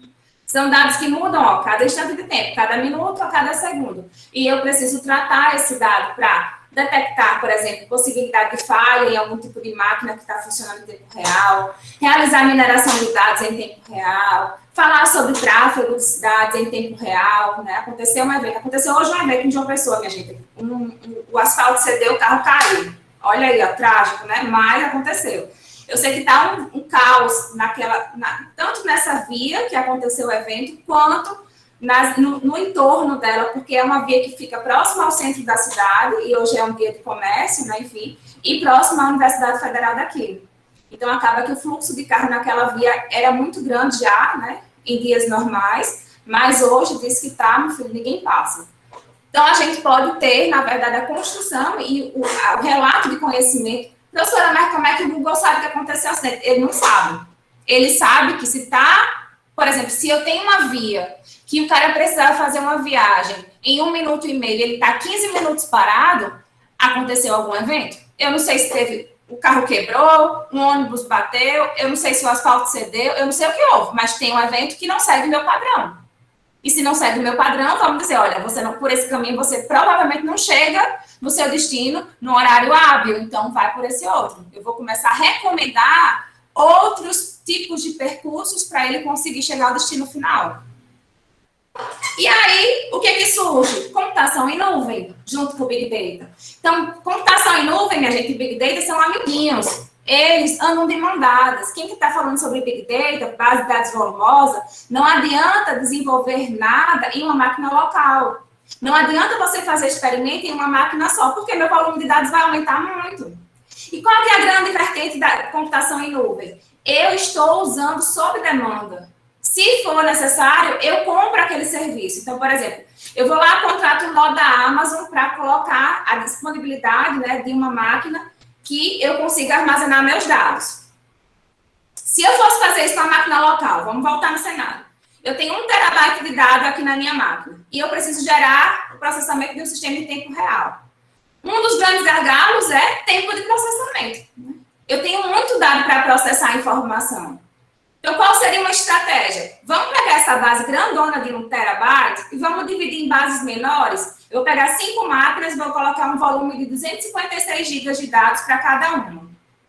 Mas, minha gente, se eu vou fazer isso para dentro de uma empresa, eu vou dizer para o meu gerente, ei, eu preciso testar um novo projeto de sistema em tempo real, eu vou trabalhar com Big Data, vou trabalhar com o banco NoSQL, e eu preciso de 20 máquinas. Eu posso estar tanto trazendo a possibilidade de nem usar as 20, né, a curto prazo, né, para fazer meus testes, ou eu posso ter a possibilidade das 20 não dar conta. Qual seria a estratégia? Vamos pegar o nó da nuvem. Porque me dá a possibilidade de, eu estou lá, contratei 256 GB. Se eu já atingir meu limite, eu posso ter a possibilidade de contratar outro nó. Então, eu vou começando, minha gente, a comprar, né, esse tipo de serviço sob demanda, o que é muito menos custoso para uma organização. E outra, aquela base de 1 tera que tinha um processamento ruim, se eu jogo isso para processar, por exemplo, uma consulta, para obter informação em 256 GB de dados, meu processamento melhora muito, porque eu tenho um volume muito menor para conseguir obter um tipo de conhecimento. Então, a gente tem aí a computação em nuvem impulsionando a área de Big Data, trazendo novas estratégias, principalmente para um dos Vs dele, que é justamente o volume de dados. O que a gente tem em computação em nuvem, então? A gente tem a cloud sendo formada por diversas fontes heterogêneas, então eu posso ter dado armazenado em diferentes contextos de empresa, em organização, aí eu pego esse conjunto de dados do jeito que ele está vindo, porque ele pode ser estruturado, lembra? Não estruturado ou semi-estruturado, do jeito que ele está vindo, ou seja, eu tenho uma variabilidade de dado, esse dado chega a todo instante de tempo, mas eu jogo isso para uma base no SQL, minha gente, aí eu começo a fazer análise dessa informação de uma forma muito melhor, que um processamento muito melhor, justamente por quê? Porque a gente tem aí uma infraestrutura mais adequada para trabalhar com um contexto mais volumoso aí do que a gente pode estar trabalhando. Em relação aos desafios de Big Data, não basta a gente ter dado. Quem trabalha com ciência de dados, o que sofre é justamente nessa primeira parte. Eu preciso entender qual é o tipo de dado que eu vou usar para obter um lucro dentro da minha empresa. Qual é o dado que eu vou validar para fazer isso? Minha gente não tem outra estratégia. Testando. Eu tenho que testar todas as possibilidades de atributos que eu vou trabalhar para conseguir aí gerar realmente valor. E para fazer isso, só fazendo experimento. Em relação a Big Data Analytics, então, o que significa? Né? A gente sabe que é Big Data. Mas e o Analytics? Entra o quê? Entra justamente nessa possibilidade, minha gente, do sabor da ciência de dados. Como é que eu vou analisar agora grandes conjuntos de dados? Como é que eu vou descobrir padrões? Como é que eu vou gerar informação útil para uma empresa? Porque o Big Data, essa parte de coleta, de organização do dado, né, de melhorar processamento, de manipular de uma forma melhor a minha informação, mas gerar conhecimento, a gente já precisa fazer análise sobre isso. E aí surge essa área de análise justamente para que a gente tenha condição de identificar quais são os dados mais importantes para que eu tome uma decisão dentro da minha empresa. Tem aí, né, para que usar? Para a gente entender melhor as informações que estão contidas nos dados e para a gente conseguir identificar quais são os dados mais relevantes no processo de tomada de decisão para uma organização, seja ela de qualquer área. Alguns resultados a gente tem aí, relatos da ajuda, né, da área de Big Data Analytics funcionar dentro de uma organização, ajudando vários líderes a tomar decisões. A gente tem aí economistas que já falam sobre defender o uso de análise de dados, né, de Big Data Analytics, para conduzir sucesso dentro de uma organização. 75% desses entrevistados, eles dizem acreditar que a sua organização ela é melhor quando ela está orientada aos dados. Eu vou tomar decisões com base na minha análise que é feita, e aí existem várias formas de se fazer isso, por exemplo, o uso de dashboards para conseguir mostrar algum tipo de informação relevante. 85% deles acreditam que o problema não é o volume de dados, mas a capacidade de analisar em tempo real. Outro projeto que a gente trabalhou, esse eu tive a oportunidade de fazer parte. Um projeto que a gente fez junto com a Petrobras, isso no meu doutorado também. Qual era o grande gargalo da empresa, né? Era conseguir identificar, minha gente, onde furar um poço para obter algum tipo de material, seja óleo, petróleo, gás, enfim. Porque o que acontecia? Eles faziam um estudo na área, né, com geólogo, com profissionais da área de TI, e a ideia ali era uma estimativa, né, sobre o ponto de localização exato que eu poderia furar um poço e obter resultado. Né? O grande problema é que furar um poço é muito caro. Furar um poço, realmente, é um investimento muito alto para a empresa. E a maior parte desses poços que eram, de fato, utilizados, né, dentro dessa perspectiva de ir lá e obter esse material, a maior parte deles dava poço seco. Não tinha nada ali dentro. Então, o que acontecia? Eles tinham um alto investimento naquele tipo de serviço, só que na hora que eles iam realmente coletar, o material estava vazio, não existia nada. Aí eles pediram para a gente fazer, na verdade, a construção de uma ferramenta para fazer essa análise de dados e estimar, né, com base nas características da região, clima, solo, vegetação, enfim, a parte demográfica daquela área, tudo isso era relevante para a gente fazer análise. E usar nosso conhecimento de pesquisa, né, que era tudo aluno de doutorado, né? Então, a gente começou a montar uma estratégia computacional que validasse um algoritmo de predição, né? Eu vou predizer que existe uma área específica, num raio de tantos metros, a partir dessa latitude e longitude, que o cara consegue encontrar algum tipo de composto. A gente não sabia o que era. Se era gás, se era óleo, se era petróleo, mas a gente sabia que tinha alguma coisa ali. Porque o nosso algoritmo tinha uma acurácia muito boa. E aí, o que aconteceu? Na verdade, eles pagaram para ver, né? A gente começou a trazer as análises de forma gráfica no dashboard, eles compraram a ideia e aceitaram fazer a primeira proposta. Aí, todos os postos que a gente disse, minha gente, tinha alguma coisa. Foi babado. Tanto é que o nosso projeto foi renovado 3 vezes, depois eles fecharam outros contratos, enfim. Então, lá, felizes da vida, o pessoal da UFC trabalha. Quantos milhões? Não sei, meu filho, esse aí meu orientador nunca me disse. Eu só sei que eu recebi uma bolsa boa. Minha bolsa era 3 mil. Diga aí, Hilton. E eu ainda recebi a bolsa do doutorado. Mas acho que era muito dinheiro, né? Para ele dar 3 mil para cada aluno do doutorado que trabalhava lá. Eu não reclamava, não. E deu a vaguinha lá para mim, viu? Não é isso? Mas esse aí era um projeto legal, porque a gente pegou... O que aconteceu? Eu acho que essa grande possibilidade de a gente pensar no trabalho da universidade, né? A gente pensar nesse contexto também da gente conseguir atender o mercado. Só que a gente atende o mercado, né, gente, com nosso feeling de pesquisador. Então, a gente tenta buscar uma estratégia muito boa, uma solução que a gente consegue prometer boa, né, dentro de uma acurácia esperada e tal, e tem qualidade o nosso tipo de resultado. E, no final das contas, o mercado se beneficia com aquilo, né? Então, todo mundo ganha. Então, esse foi outro relato aí de trabalhos que rodaram lá na época que eu fiz o doutorado, né? A gente tem alguns algoritmos que já são clássicos na área de data mining, de mineração de dados, mas que tiveram que ter algum tipo de intervenção, dado que a gente tem Big Data aparecendo aí. Ou seja, bases de dados volumosas tendo que ser lidada, ser manipulada, né? Exemplo, o algoritmo de clusterização. De forma geral, o que a gente tem? A gente tem a possibilidade de usar um algoritmo desse para identificar padrões. Eu posso identificar padrões, por exemplo, em avenidas que têm um fluxo de dados de tráfego parado. Então, eu estou dizendo que existe um sinal em específico da minha cidade, que eu começo a construir um cluster com base na distância de cada carro, e determinando essa distância, eu estou dizendo, olha, esses carros todos juntos, eles formam o primeiro cluster de impedimento numa via para mim, para o meu algoritmo. Eu começo a reconhecer padrões na minha cidade, ou focos na minha cidade, que existem a possibilidade ali de ter engarrafamento. Ou eu posso falar sobre a perspectiva de análise na cidade para verificar os pontos quentes em regiões que têm dengue. Então, eu posso construir clusters para identificar quais são as áreas mais próximas que têm o maior foco de dengue, e aí eu começo a adotar estratégias de intervenção naquela área que eu vi.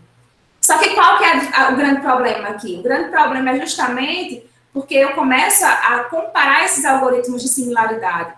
Tudo isso para a gente é dado. Agora, imagina eu comparar tudo com tudo. O tempo que vai levar. Aí, minha gente, a gente pega esse algoritmo que ele é tão conhecido na área de mineração de dados e leva, na verdade, para uma intervenção, né, uma proposta um pouquinho diferente para utilizar-se de estratégias sendo trazidas aí dentro do contexto de Big Data. A exemplo, dividir para conquistar. Então, eu posso pegar parte dos meus dados, que é justamente o paradigma MapReduce, para quem trabalha com isso e vai acabar aprendendo um dia, ou quem vai trabalhar, né, na verdade.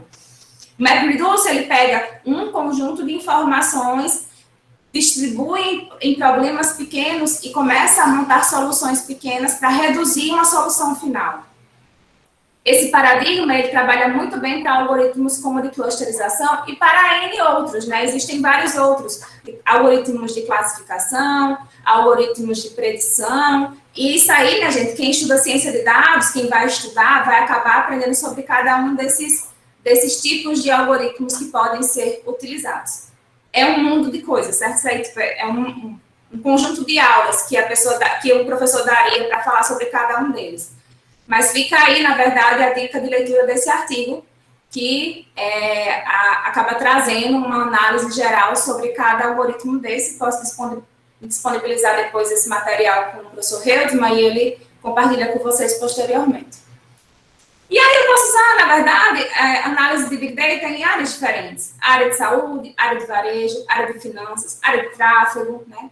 Área de manufatura, enfim, área de fraudes, área bancária e trabalhos diferentes. Por exemplo, teve o Observatório das Eleições, né, que foi construído com base em análise de dados, Observatório de Dengue, a própria Copa do Mundo. Então, a gente tem aí, por exemplo, visualizações do Twitter no dia do Jogo do Brasil, né? Brasil contra a Costa do Marfim, o que de fato estava sendo falado mais pelos usuários a partir do momento em que o jogo estava acontecendo, né? Então, a gente tem aí a geração de uma nuvem de palavras, essas que estão em mais evidência é justamente o que foi mais falado, né, pelas pessoas que estavam assistindo o jogo naquele momento. Então, tem Cala a Boca Galvão, Brasil, Dunga, Fabiano, Classificado, enfim. Tem o maior quantitativo de palavras que estão em evidência, sendo aquelas que foram mais utilizadas pelos usuários do Twitter. Então, eu posso fazer uma análise sobre isso. Eu posso também utilizar diferentes tipos de vertentes para lidar com Big Data.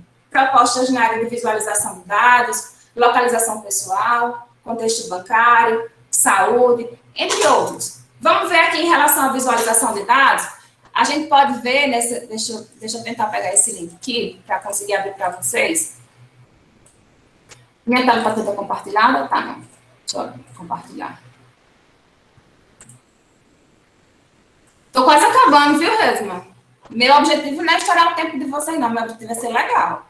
Porque sextou, né? Sextou para todo mundo depois daqui, viu? Quero ver todo mundo feliz, querendo trabalhar com ciência de dados. Muito bem. Né? Tenha calma que vai dar certo, minha gente. Eu estou quase acabando. Para quem... Ah, que bom. Fico feliz, Leonardo. Estava achando que estava amassante aí as informações.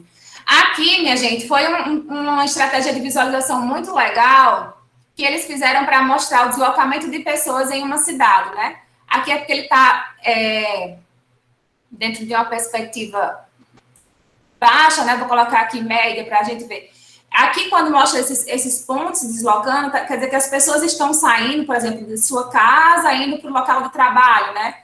Por exemplo, aqui, esse ponto roxinho. E aí, se eu colocar mais rápido, por exemplo, ele vai mostrando a hora do dia, tá vendo? Com base na hora do dia, eu sei como é que está o deslocamento das pessoas. Então, com base nesse tipo de análise de visualização, eu consigo saber, por exemplo, quais são as vias, talvez, que recebem o maior fluxo de pessoas naquela cidade. E talvez essas vias sejam aquelas que provavelmente precisem de mais intervenções na infraestrutura. Por quê? Porque eu tenho maior fluxo de pessoas que as utilizam, né?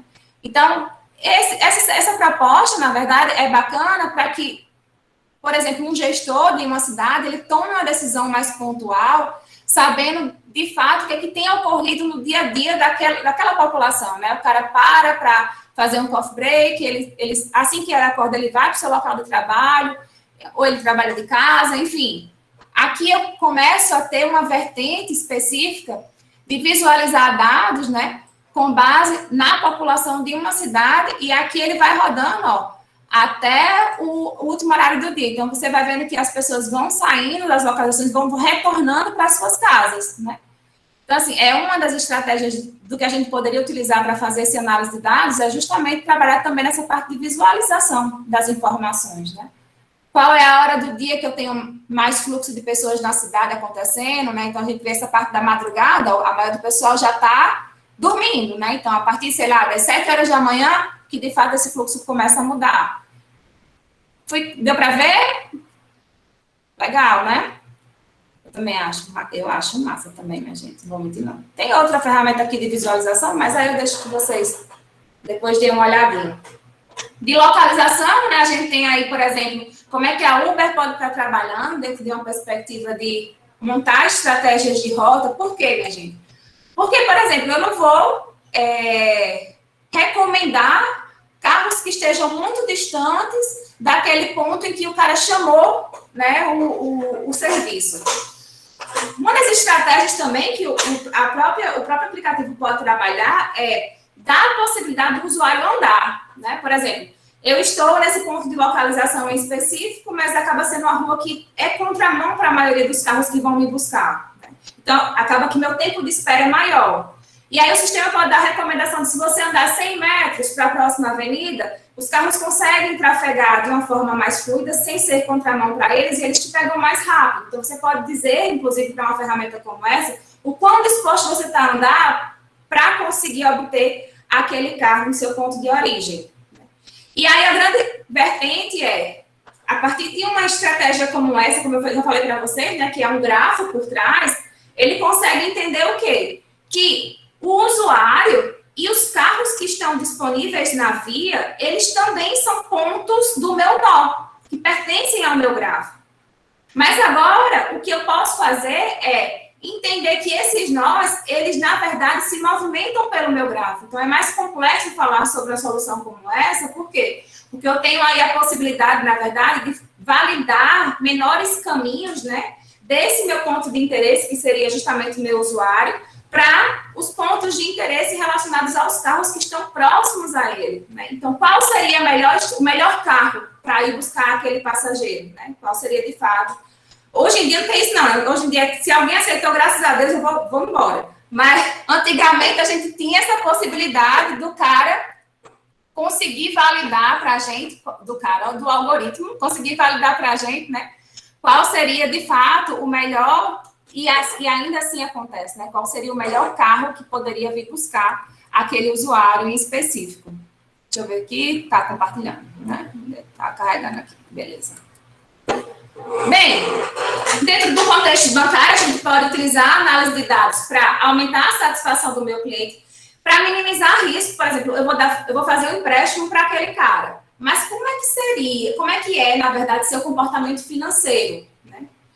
O banco, minha gente, ele não perde não, viu? Então, ele tem a possibilidade de adotar estratégias de validação, né? Não só pelo que ele recebe, mas o que o cara está gastando também. O quanto de investimento ele já fez? Será que esse novo tipo de empréstimo, ele vai conseguir pagar lá na frente? Então, para minimizar os riscos, eu posso fazer análise dos dados desse meu cliente e justamente vir a conseguir ou não disponibilizar aquele recurso para ele. Então, eu posso usar Big Data em instituição de banco. Eu posso usar Big Data na área de saúde, né? A gente vê aí pesquisas atuantes dentro do contexto de Covid, principalmente agora, mas pesquisas dentro de áreas, enfim, limitadas. No Silab, a gente faz pesquisa, por exemplo, com dados de Parkinson, com dados de autismo, né? Então, assim, são dados que, de fato, a gente fala sobre doenças que já existem, mas a gente quer dizer, por exemplo, eu quero predizer, com base no que eu tenho de dado, daqui a quantos anos, por exemplo, tal pessoa que tem essas características de informação sobre a saúde dela armazenada na minha base, ela pode vir a desenvolver uma doença como essa. Né? Então, a gente tem aí a possibilidade de usar a análise de dados justamente por contexto de análise de voz. Por exemplo, a voz é um stream de informação, né? Então, eu posso ter esse contexto cognitivo para conseguir inferir sobre a saúde de uma pessoa, né? Eu posso usar a análise de dados também nesse contexto de mapear o COVID, né? Por exemplo, eu posso usar Big Data Analytics para construir softwares para dizer de forma global como é que eu posso alertar as populações dos países para dizer quais são as áreas que estão sendo mais atingidas naquele momento, né? Outra aplicação que foi criada, na verdade, foi justamente pelos chineses. Eles criaram um software que está instalado nas estações de metrô de lá, e eles fazem esse rastreamento de possibilidades de pessoas que têm a COVID, né, que têm a doença. E esse rastreamento, ele começa justamente conseguindo aferir a temperatura daquele usuário da linha de metrô. Então, ele pega cada pessoa que está ali, né, e ele consegue medir a temperatura sem a necessidade do cara apontar para aquele laserzinho para identificar se ela está ou não na temperatura que, de fato, vai condizer a possibilidade do aparecimento de uma doença ali. A área de comércio e indústria, né?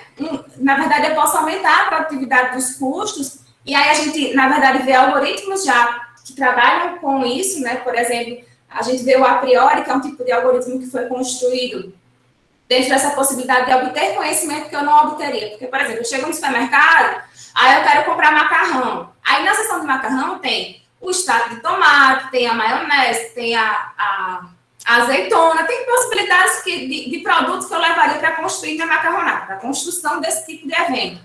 Mas, por exemplo, se eu quero aumentar a minha venda de produtos que eu não saiba, a possibilidade de que, se eu montar junto, colocar junto na mesma prateleira, eles conseguem ter uma venda melhor. Né? Em dias estratégicos, aí a gente tem sistemas que foram construídos, minha gente, e que mostram, com base no uso desse algoritmo que eu citei, que vale a pena um estudo também, que a disponibilização em prateleiras de fraldas e cervejas numa sexta-feira à noite aumenta o quantitativo de venda desses dois produtos. Agora, por quê? Alguém sabe?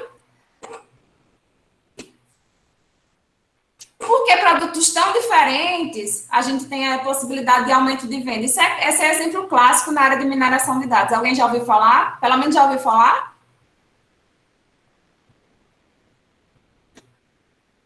Ou não ouviram ou não querem falar comigo, né? Não estão me dando um real de cabimento. Acho que já ouviram, né?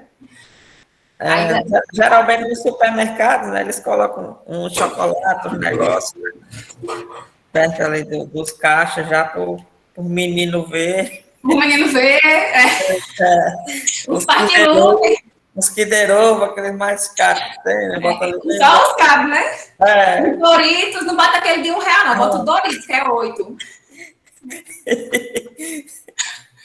Aí, quer falar? Pode falar. Bom, eu tenho uma estratégia da bebida e da fralda, porque sempre quando eu ia passar o final de semana fora, né, a esposa dizia assim, compra as fraldas já que tu vai beber. Eita! É por aí, Oswaldo, mas você tem razão. É justamente você vivenciou na prática o que o algoritmo trouxe, né? O que o algoritmo trouxe como resultado? Geralmente, pais que têm bebês, né, que usam fraldas, geralmente eles não saem no final de semana, justamente porque tem um filhinho muito pequenininho ainda.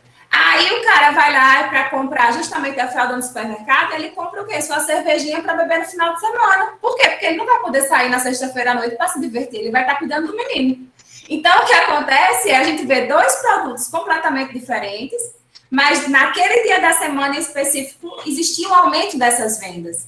E aí, quando esse supermercado fez o teste em montar uma prateleira específica com essas duas vertentes próximas, eles viram esse aumento de vendas aí realmente acontecendo, e aí o lucro maior para a sua empresa, né? Olha aí, Leonardo, tá vendo aí como foi bom ficar na minha aula aqui? Porque essa tua aí vai sair sabendo, né?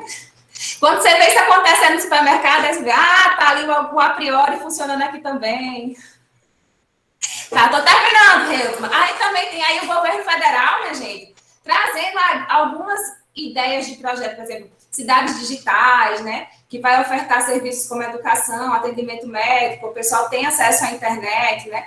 A gente tem acesso, atuando aí nesse contexto de serviço de processamento de dados, computação em nuvem com o governo, mas existem também dados abertos que a gente tem no governo federal, né? Dentro do contexto de portal transparência, se vocês tiverem a possibilidade de dar uma olhadinha, eles estão gerando dados sobre tudo, né? Por exemplo, o primeiro trabalho que eu fiz de orientação do TCC na UFESA foi justamente uma análise de dados de rodovias federais do nosso país. A gente queria entender quais rodovias tinham a possibilidade de ter mais acidentes na altura do quilômetro tal, era mais com homens ou com mulheres, qual tipo de carro que se envolvia mais, carro de pequeno porte, carro de grande porte, enfim.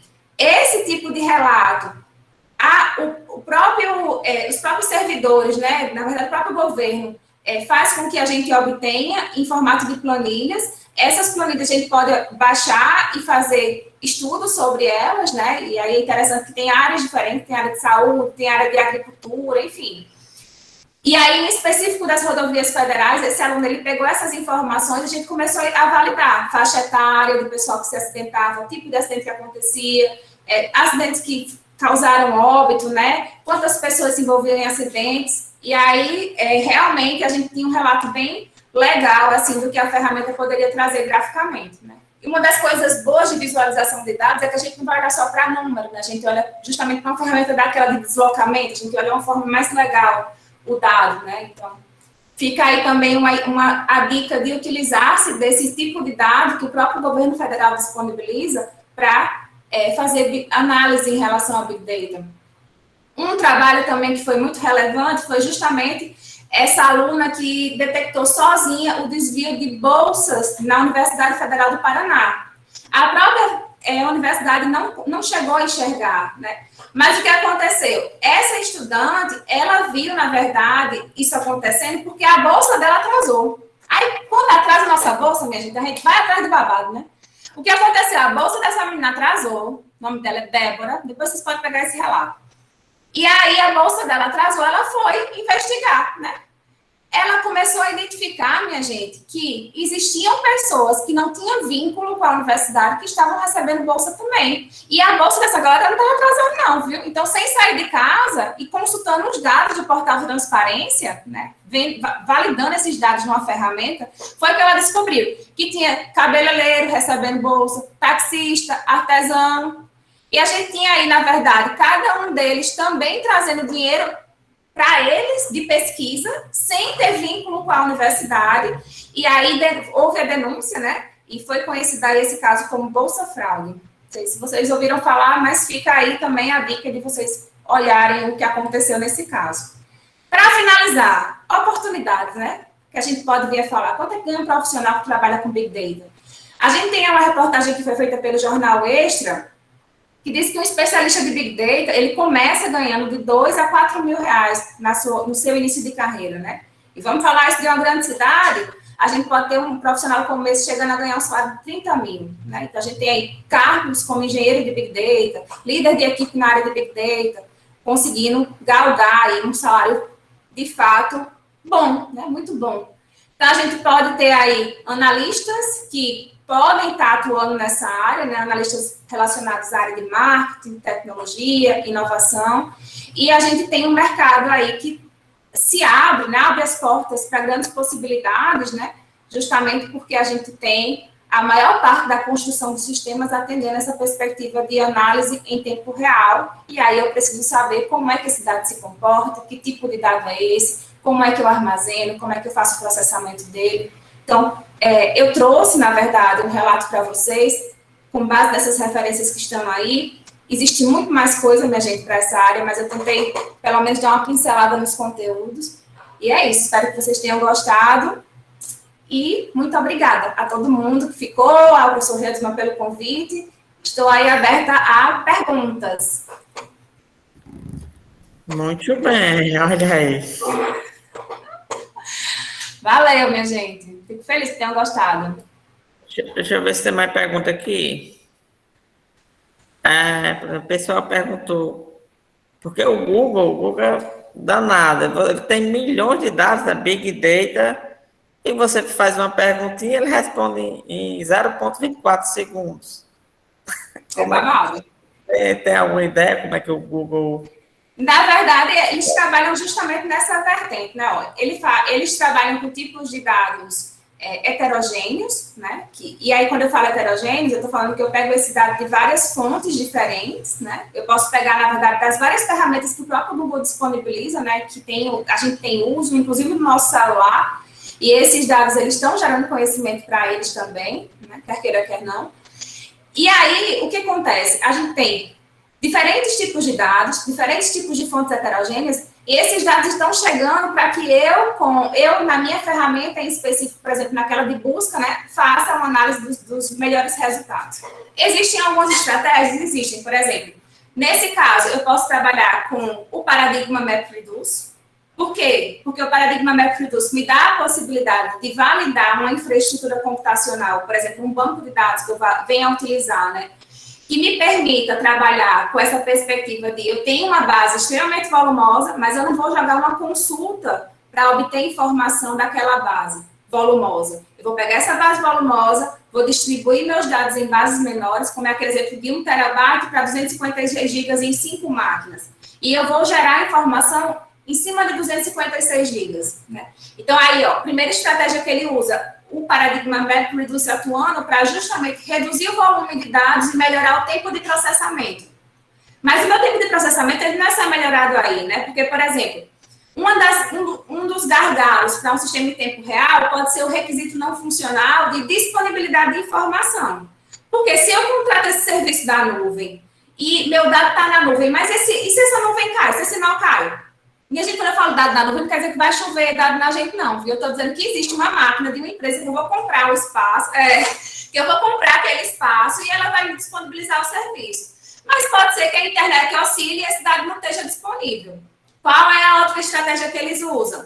Vamos pegar esse dado e vamos replicar em vários nós. Porque por mais que o meu não funcione, esse dado está disponível em outra máquina. Disponibilidade de informação. Então, uma empresa que gera um tipo de serviço como esse, ela se preocupa com o tempo de processamento, aí eu posso utilizar-me de uma infraestrutura como essa de distribuição de dados, né, usando o paradigma MapReduce, melhorando o tempo de processamento, mas também disponibilidade do meu dado, o meu dado continua disponível, mesmo que um nó caia, o dado continua ali, né, entregando o resultado, e também utilizando uma infraestrutura que eu não vou me preocupar qual o tipo de dado que está chegando, porque veja, se eu pego um dado que está chegando de várias fontes heterogêneas, eu não tenho como garantir para o meu sistema que aquele dado segue algum tipo de modelo de banco de dados. Aí entra aquela parte de variabilidade. Ele pode ser estruturado, semi-estruturado, não estruturado. Não importa, eu preciso me posicionar dentro do contexto de usar uma infraestrutura de banco que não se preocupe com o tipo do dado. E aí surgem justamente os bancos NoSQL. Hoje em dia, Hilton, a gente tem empresas, na verdade, construindo sua própria base NoSQL. De acordo com a minha necessidade, eu vou construir o meu tipo de banco. Então, existe banco NoSQL que trata só com grafo, existe banco NoSQL que lida só com a perspectiva de chave e valor, né, dado que eu tenho como se fosse matrícula, conjunto de conteúdos. Existe banco NoSQL que lida com documentos, como MongoDB. Então, assim, cada empresa acaba gerando, na verdade, o tipo de banco que seria mais adequado para aquele tipo de sistema que ele está criando. Né? E em relação a Google, ele utiliza-se, na verdade, todas essas tecnologias para conseguir fazer uma entrega pontual como essa, mas utilizando, por exemplo, algoritmos que são clássicos na área do data mining, tipo PageRank, né? Eu posso ranquear também quais são os sites que foram mais buscados dentro do tema que você está pesquisando. E uma das formas de ranquear isso seria, eu vou validar aqui, Samara quer pesquisar sobre Big Data. Qual seria o site que tem mais informação legal sobre esse conteúdo? Uma das estratégias que o próprio algoritmo pode utilizar-se é quais outros tipos de usuários buscaram pelo mesmo tema e ficaram mais tempo em uma página. Então, o tempo que eu fiquei ali naquela página para realizar minha interação, né, fazendo leitura, e ele pode ver a rolagem da barra, enfim. Ou seja, a pessoa estava realmente interagindo com aquela página, aquele site, eu começo a identificar que aquele site pode ser relevante para aquele tipo de conteúdo. Entende? Então, vai muito além, isso mesmo, Lívia, vai muito além. Tem várias outras tecnologias que envolvem isso, né? Por isso que é uma área super grande, minha gente. Assim, quem vai trabalhar com isso, na verdade, nossa área de computação é muito grande. Então, assim, a gente vai se especializar em uma área para ser muito bom em uma coisa, mas sabendo que tem muita gente que a gente vai acabar dependendo também do serviço bom para conseguir fazer uma entrega pontual do resultado. Por isso que um projeto... Não sei se vocês assistiram aquele filme de Steve Jobs, que ele fala quem é seu líder de projeto, quem é seu líder de pesquisa, não sei o quê. Porque cada área realmente vai fazer uma entrega, o cara de teste, o cara de qualidade. Cada área, minha gente, traz aí uma possibilidade de validação aí para o produto sair com uma qualidade boa, né? Falo demais, né, Hilton? Muito bem. Não me canse, pelo amor de Deus. Aí o pessoal perguntou aqui se existem disciplinas específicas que eles precisam pagar para seguir na área de dados. Como eu falei, né? Os cálculos, estatística, geometria analítica, algoritmos, estrutura de dados. Aí, entre as outras áreas, né? Desenvolvimento, aí Python seria uma linguagem interessante para se aprender, para quem vai trabalhar na área de ciência de dados, né? Banco de dados também é interessante se aprender.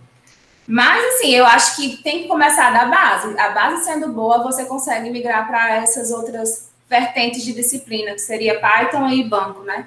Mas eu acho que você tem que ter uma parte boa, a base boa em relação a entender sobre lógica computacional e fazer e gostar de matemática. Gente, quem trabalha com banco de dados, ciência de dados, tem que gostar de matemática.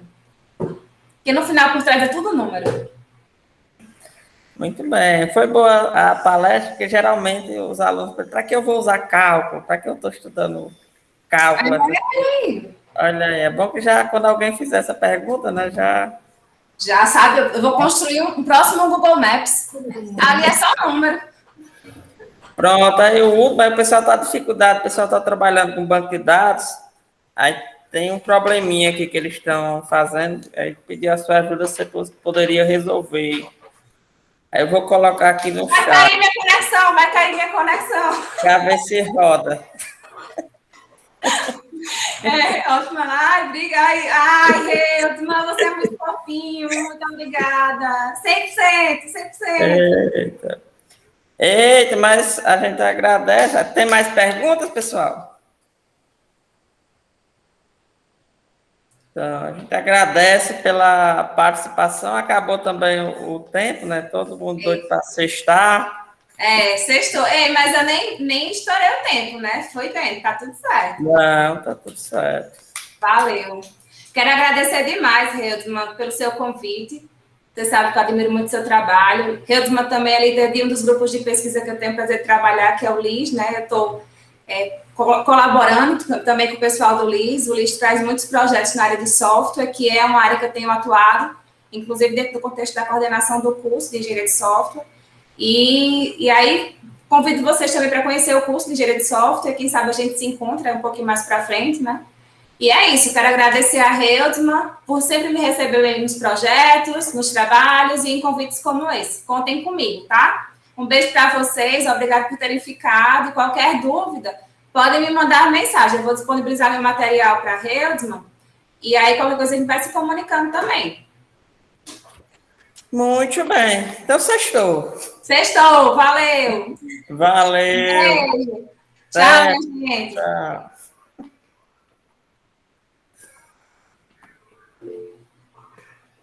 Diga aí, Ariosvaldo. Estou aqui ainda. Ariosvaldo, vamos esperar a última pergunta de Ariosvaldo. Esperava? Não, mas assim, professora, agradecer a oportunidade de lhe ouvir e ficar muito esperançoso com tantas ideias surgidas dessa mente tão fértil que é a sua. Mas a minha pergunta olha, é ao meu professor aí. Meu professor, eu sou o seu aluno com PCD, deficiência visual, que chegou de paraquedas no seu curso de informática aí no BTI, mas assim, um paraquedista que tinha uma localização correta. Eu estou à procura de informação para o mundo das pessoas com deficiência visual e acredito piamente que a internet e as tecnologias são uma fonte inesgotável, porque a independência da pessoa com deficiência visual veio com Louis Braille, né? Na Segunda Guerra Mundial, criou um código de comunicação secreta, entre aquelas coisas todas.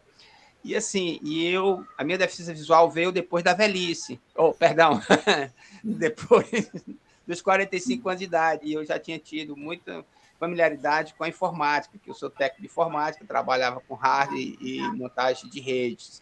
E assim, professor, eu estou à margem do acompanhamento do seu curso e queria saber como é que é possível eu participar de uma maneira que você consiga avaliar a minha participação.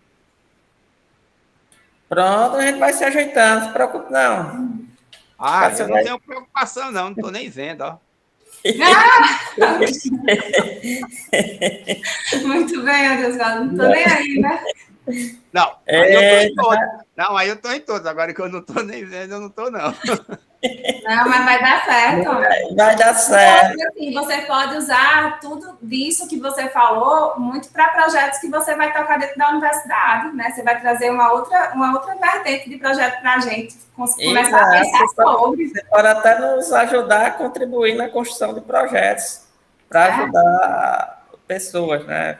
Questão de acessibilidade.